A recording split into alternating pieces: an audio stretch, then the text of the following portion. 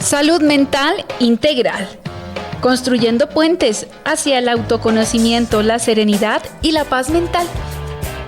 Un espacio dirigido por la doctora Marta Elena Pérez Gaviria, psicóloga, máster en desarrollo educativo y social con 30 años de experiencia en consulta y docente universitaria.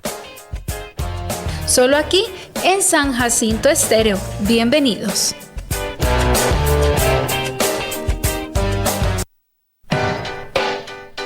Bueno, buenas tardes a todos nuestros escuchas, a todos los papás. Espero que estén ahí atentos escuchando este lindo programa que es dedicado a ustedes desde San Jacinto Estéreo con Marta Elena. Bueno, vamos a retomar el tema que estábamos hablando en el programa pasado. Estábamos haciendo referencia a la edad escolar de 6 a 12 años y los cambios en el desarrollo emocional, ¿cierto? Entonces, como un poquito de resumen, que siempre me gusta como usar esa estructura de resumirles un poco al comienzo para los papás que no estuvieron en el programa o no pudieron, puedan engancharse, ¿cierto? Entonces, en esos 6 a 12, pues es una etapa donde se aprenden muchas habilidades para resolver conflictos, donde se desarrolla un concepto que dijimos hoy en el programa y vamos a hablar, que es la empatía, y se regulan las emociones. Recordemos que ellos en esta etapa tienen mayor autoconciencia emocional, quiere decir que pueden identificar más fácilmente sus emociones, ya son grandecitos, ya su lenguaje está muy elaborado. Sin embargo, las emociones no solamente son alegría, tristeza, miedo y rabia y sorpresa, sino que hay unas emociones más complejas de las cuales vamos a ir hablando, por ejemplo la vergüenza, la culpa, el enamoramiento.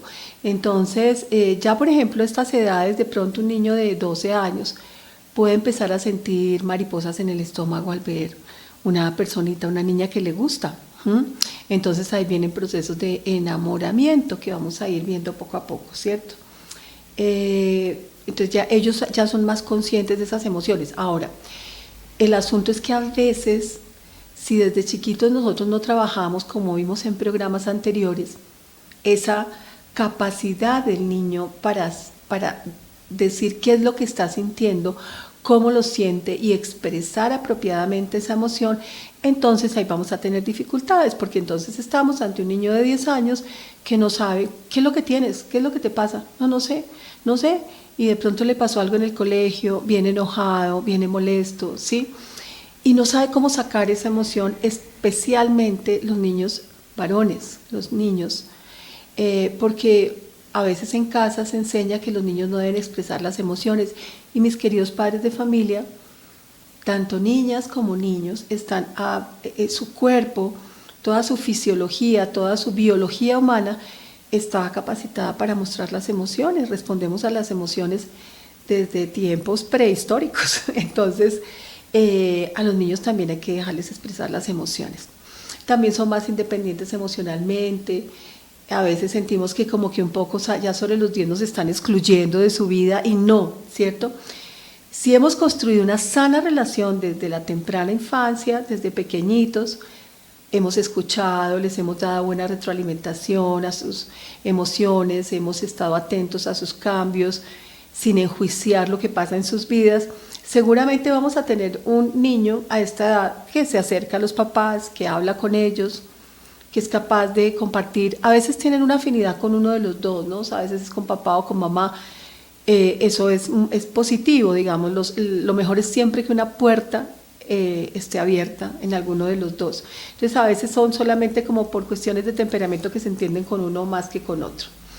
Y desarrollan la empatía, que es esa capacidad de poder saber que los otros como ellos también sienten y comprender esos sentimientos y emociones que tienen las otras personas. Por eso vamos a mirar algunos ejemplos prácticos para desarrollar la empatía en los niños y en las niñas. Uno que les dije que siempre se iba a repetir es el modelamiento. O sea, si sus hijos e hijas ven que ustedes son buenos modelos, ¿cierto? Entonces ellos van a aprender a actuar con empatía, ¿cierto? A sentir empatía.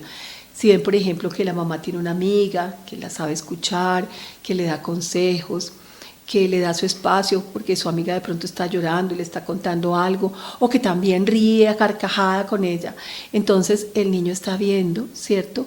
O la niña está viendo cómo ese modelo que ella tiene de mamá le está enseñando a ser empática con otra persona, ¿cierto? Cuando en la casa hay un papá que es solidario, por ejemplo, que trabaja en temas de la comunidad, una mamá que de pronto ayuda en la iglesia, un hermano también que es solidario en su entorno, pues obviamente esto va modelando en los niños su capacidad ¿cierto? Para ser capaces el día de mañana de tener comportamientos similares y parecidos.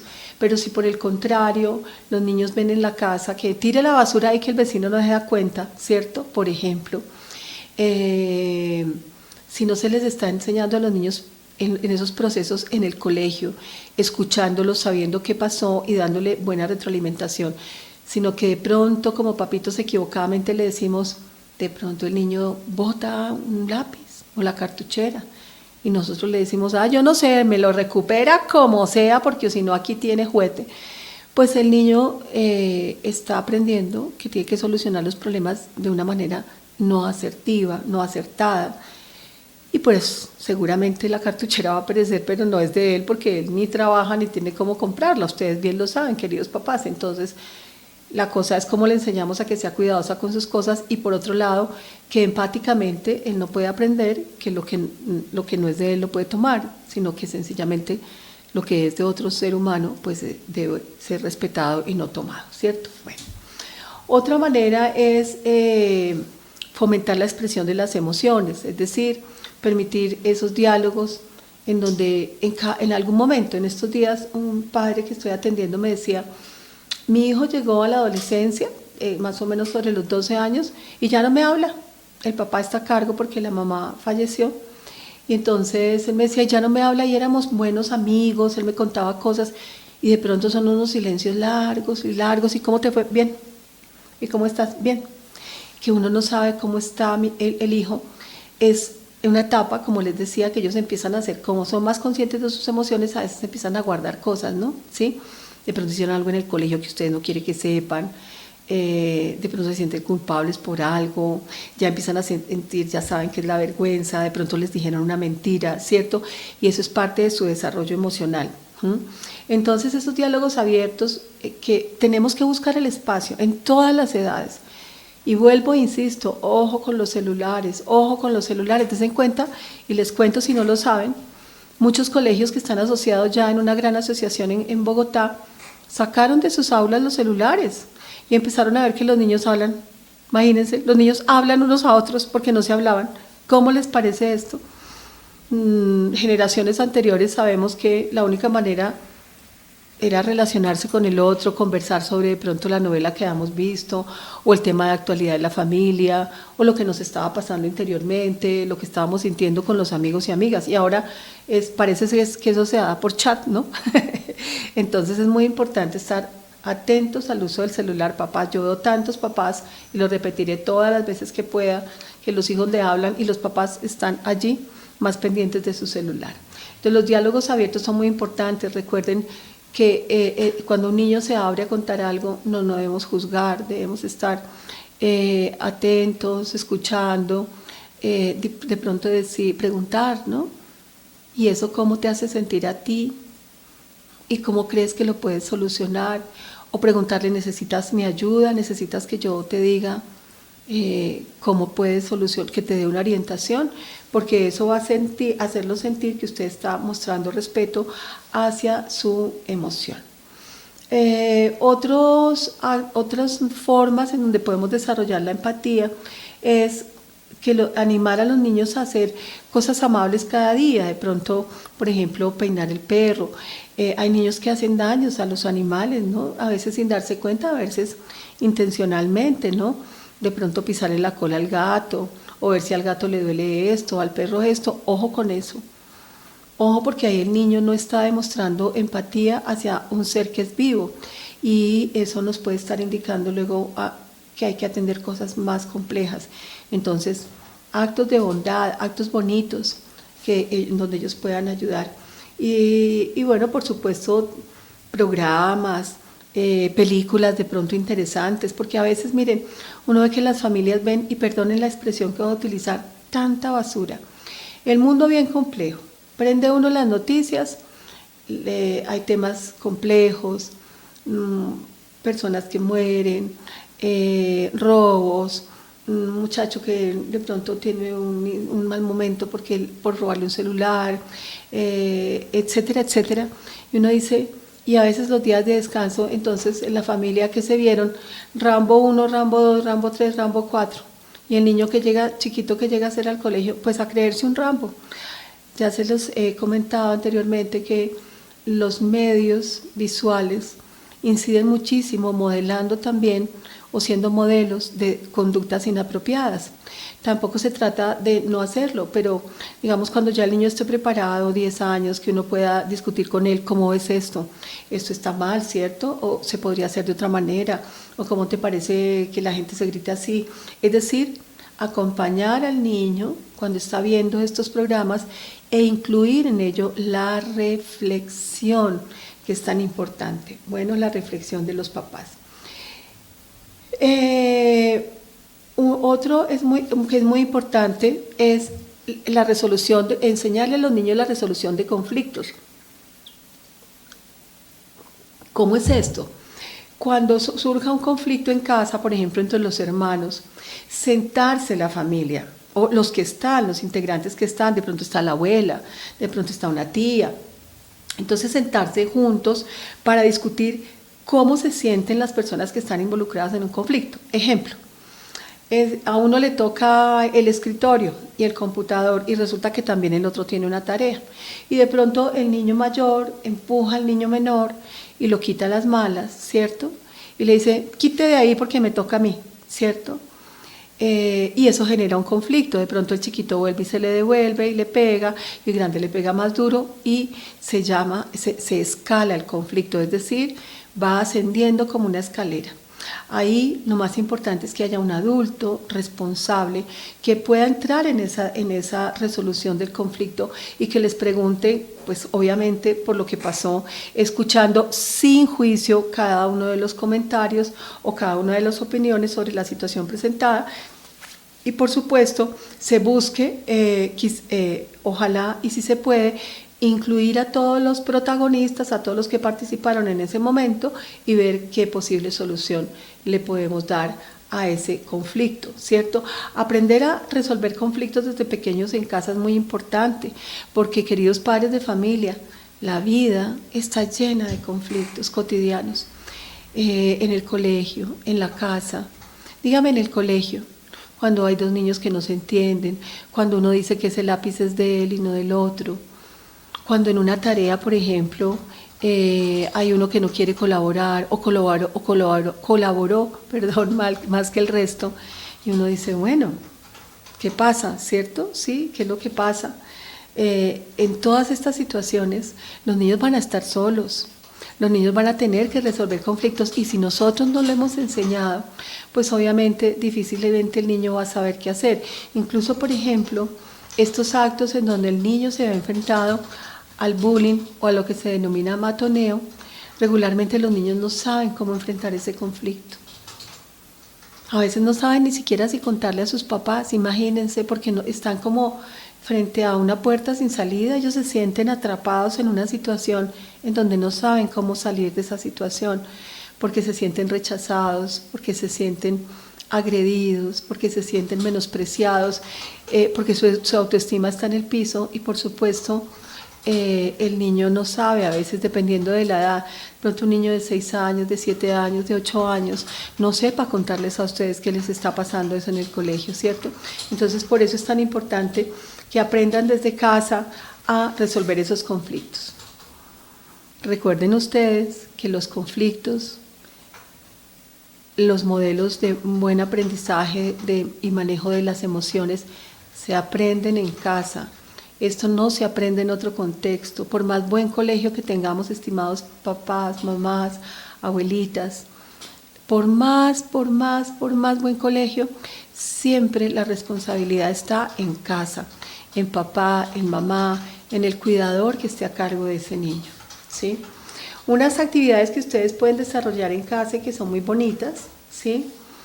Es, por ejemplo, empezar a escribir soluciones para conflictos en el hogar, en tarjeticas, y tenerlas ahí para cuando se presente un conflicto, por ejemplo. Además puede convertirse casi en un juego y hacerlo en familia. O la mamá poner casos hipotéticos de mentiras, ¿cierto? Por ejemplo, estás en el colegio, de pronto tu amigo se cae, ¿y tú qué haces? ¿Cuál es tu conducta? El niño está llorando, ¿tú qué haces? ¿Te ríes del niño? ¿Te burlas del niño?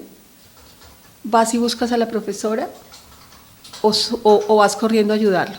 Miren, esto es tan importante que es aterrador hoy como en día la gente, por ejemplo, ve algo, un incidente en la calle, donde pueden llamar a la policía inmediatamente, pero la gente saca los celulares de una manera, perdónenme la expresión, morbosa. Eso no es sano para la mente humana. Como mirar a ver cómo dos niños se pegan duro en un parque, o cómo se insultan dos mujeres, o cómo un hombre le pega a una mujer, y la gente en vez de hacer algo saca el celular. Le parece muy gracioso grabar a unas personas en un conflicto. No. Queridos padres de familia, ese no es el proceder. Entonces ahí uno hace la reflexión con el niño. Tu amigo se cayó y está llorando, ¿qué haces? ¡Ay, yo salgo corriendo! Debes ayudar a tu amigo. ¿Te gustaría que a ti te ayudaran? Ah, entonces le devolvemos la pelota, ¿cierto? Sí, me gustaría que me ayudaran y que no se burlaran. Entonces, ¿tú qué puedes hacer? Ayudar al niño, ¿cierto? Bien. También algo que yo les enseño a los niños, que me parece muy lindo, y aprenden mucho. En estos días, en un trabajo que hacemos con otra personita, con Marisol, con una amiga, en la escuelita Santa Lucía, de Santa Lucía, les estábamos enseñando a los niños el diario de gratitud. Primero agradecer, porque agradecían. Y era tan hermoso ver cómo ellos agradecían por su camita, por el techo, por los papás. Y a veces algunos niños más tristes, ¿no? Porque salen de casa con peleas, los papás se enfrentan, se gritan, se dicen cosas feas. Y uno ve cuando los niños llegan con esas caritas, ¿no? Que casi que pudieran explotar, como sentarse y llorar y llorar y llorar, pero no lo pueden hacer. Y había un niño en ese caso, ¿cierto? Como triste porque había llegado al colegio con esa memoria que se había llevado desde su casa hasta el colegio. Entonces, él, a pesar de que estaba así, en el momento de dar gracias, él dijo, ¿no?, que agradecía a su padre y a su madre por haberlo traído al mundo y por tener una familia que lo amaba. Entonces, los niños son tan sensibles, los niños son tan amorosos, y nosotros los vamos cargando de rabia, los vamos llenando de rabia por lo que ven en casa, por las formas como nosotros resolvemos nuestros conflictos. Entonces se les animó en ese ejercicio a llevar un diario de gratitud, se llama así, diario de gratitud, que ha sido investigado por la psicología y que se ve que tiene unos efectos muy poderosos sobre los seres humanos. A veces se nos olvida agradecer nomás que estamos vivos, que nos despertamos y abrimos los ojos y vemos. Hay tanto por agradecer, desde lo más sencillo hasta lo más complejo. Bueno, entonces eso se puede hacer en casa, se les puede buscar que los niños pues hagan esto, ¿no? Entonces dense en cuenta cómo hay una cantidad de cosas pequeñas que nosotros podemos hacer y acompañar a nuestros hijos en el desarrollo natural de la empatía, ¿cierto? Y como padres, pues fomentar, apoyar esos comportamientos empáticos que crean en los niños una habilidad para poder comprender y considerar los sentimientos de los demás. Yo creo que piensen ustedes un momentico en una pequeña reflexión. ¿Qué pasa cuando tenemos niños que no son empáticos? ¿Cómo es ese niño? ¿Cómo es un niño que no es empático? ¿Sí? Es un niño, por ejemplo, que puede hacer con crueldad daño a los animales. Es un niño que puede darle una patada a una persona, a un animalito. Es un niño que puede gritar groserías en la adolescencia a sus padres muy fuertes, decirles cosas muy duras, ¿cierto? Pero recuerden, queridos padres de familia, que somos nosotros como padres quienes vamos enseñando. A veces no es fácil, yo lo sé. Yo les he dicho que tengo 2 hermosos hijos que ya son grandes, pero que también dieron lora cuando chiquitos, ¿sí? Y a veces había que pues, regañarlos, castigarlos, reprenderlos, quitarles cosas que les gustaban, no darles cosas. Y se molestaban mucho con uno y sentían mucho enojo y rabia. Pero un día mi hijo menor me dijo, y mamá, si no hubiera sido así, ¿cómo hubiera sido, cierto? Entonces a veces no se trata del golpe. Miren, queridos papás, eso no sirve para nada. Yo sé que hemos aprendido por tradición y yo no soy de esas psicólogas que es que no hay que castigar al niño, pero hay otro castigo que se llama castigo negativo y es un castigo más eficiente y es quitar cosas que a los niños les gustan. Ojo, y nunca el amor, obviamente, ni nunca quitarles la comida, por supuesto, o ir al colegio, o un deporte que les gusta, o sea, todas las cosas que son beneficiosas para ellos, no. Pero hay otras cosas que les gustan, ¿no? De pronto pueden suspender la salida a dar una vuelta en cicla con el amigo, pueden suspender un programa de televisión que les gusta.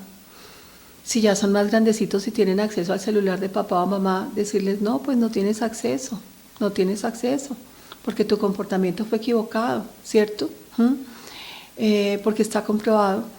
Algunos papás dicen, ay, que esos psicólogos se inventaron, que no se puede tocar a los niños, que no se les debe, mejor dicho, ni mirar.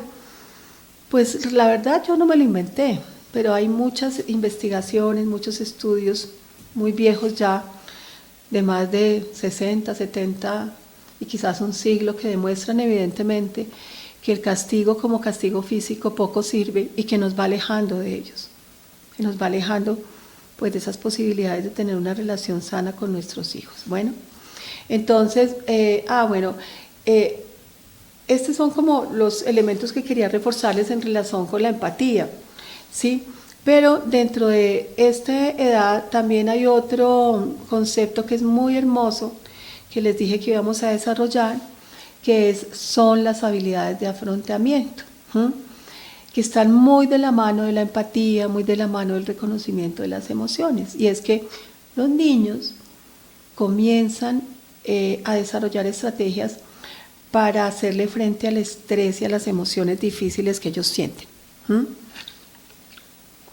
Y por eso se llaman estrategias de afrontamiento, ¿no? O sea, cómo afrontar esas situaciones. Y esto va para todos, así es para los chiquitos, para los papás, para las mamás, para las abuelitas, para todos. Porque todos usamos unas estrategias de afrontamiento. ¿Y dónde vienen aprendidas? Adivinen.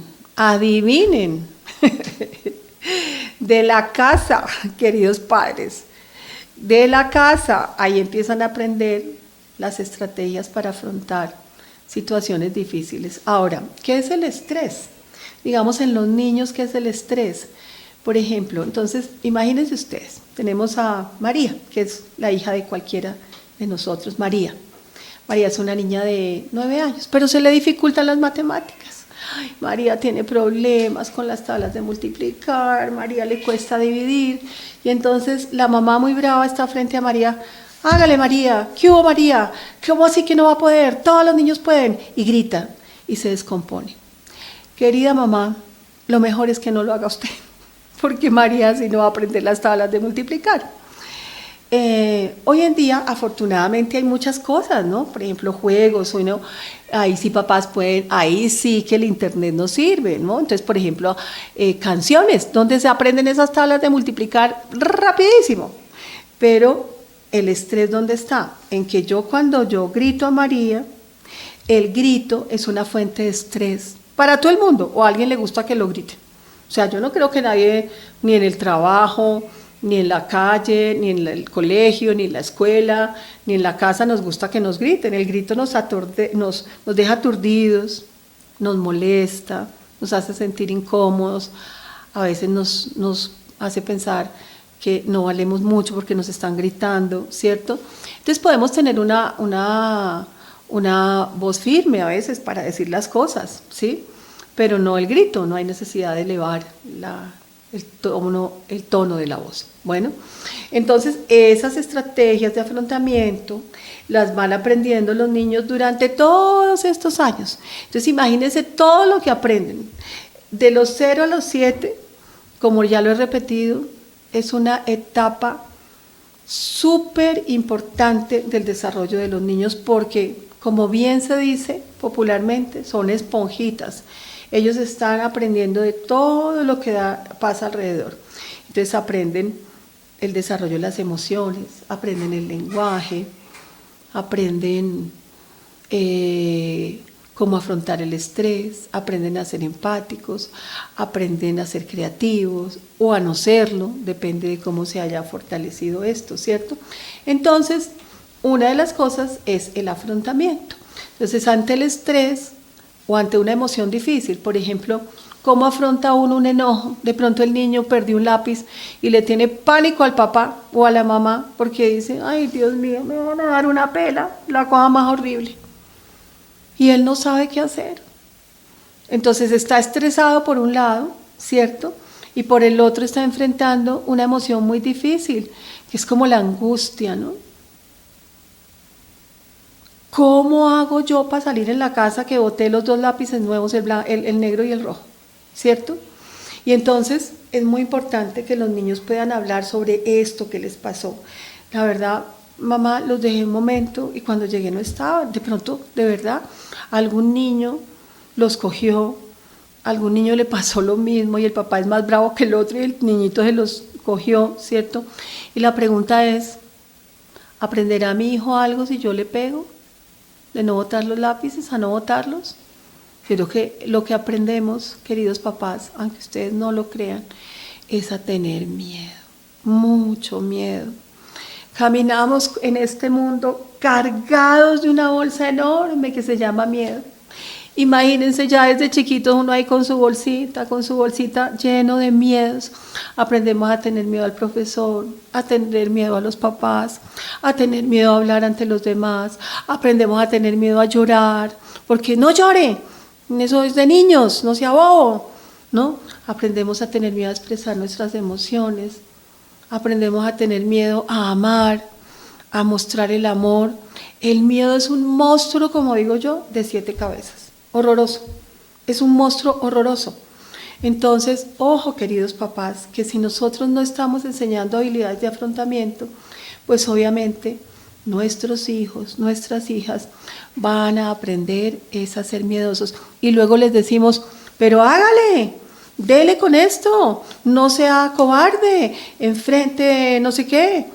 Y nosotros todo el tiempo le estuvimos enseñando fue a ser miedoso o miedosa, a no hablar con confianza, a tener miedo al grito. Cuando el papá grita, el niño se estremece, pero por dentro, en su cabeza, en su cerebro pasan cosas. Se están produciendo ciertas hormonas y ciertos transmisores en el cerebro que se llaman neurotransmisores que le están enseñando al niño a ser un niño o una niña miedosos. Bueno, entonces, queridos papás, la invitación para la reflexión de esta semana es a trabajar el volumen de la voz. ¿Qué les parece esta tarea tan fácil? Fácil. A ver si ponemos nuestra voz un poco más suave. Cuando vamos a educar, cuando vamos a formar, podemos formar con una voz más segura, ¿cierto? ¿Sí? Pero no hay necesidad del grito, ¿cierto? Y reflexionar entre papá y mamá y cuidadores sobre cómo estoy enseñando yo a mi hijo o a mi hija a afrontar las emociones. Cómo yo le estoy enseñando a mi hijo y a mi hija a afrontar el estrés, ¿cierto? ¿Qué es lo que ellos están viendo en casa? ¿Qué es lo que están viendo en su entorno inmediato, en su ambiente que más los alimenta y los nutre, que es la familia, queridos padres? Entonces preguntémonos eso. qué es lo que yo le estoy dando a mi hijo, y luego no queremos problemas. Yo siempre digo que a veces quiero hacer como un programa, a enseñarles a los papás a mirar hacia atrás, porque yo sé cuando llega un niño con problemas de 15 o 16 y sé por qué ha llegado ahí. Entonces lo que les estoy diciendo es que no hagan que ese niño de 16 o esa niña de 16 les llegue con todo esto que podemos evitar cuando podemos hacer las cosas mejor. Bueno, entonces, queridos papás, hoy no hubo intermedio porque este tema me parece fascinante para dejarles un tema muy fuerte, muy poderoso para trabajar y que ustedes en casa lo puedan reflexionar. Desde San Jacinto Estéreo, con la compañía de Angelita y con el apoyo de esta hermosa, de nuestra hermosa iglesia que permite que este programa les llegue a ustedes todos los miércoles a esta hora. Les doy gracias por habernos escuchado. Les habló Marta Elena, con todo el corazón y con todo el cariño. Nos vemos en 8 días, estimados papás. Hasta pronto.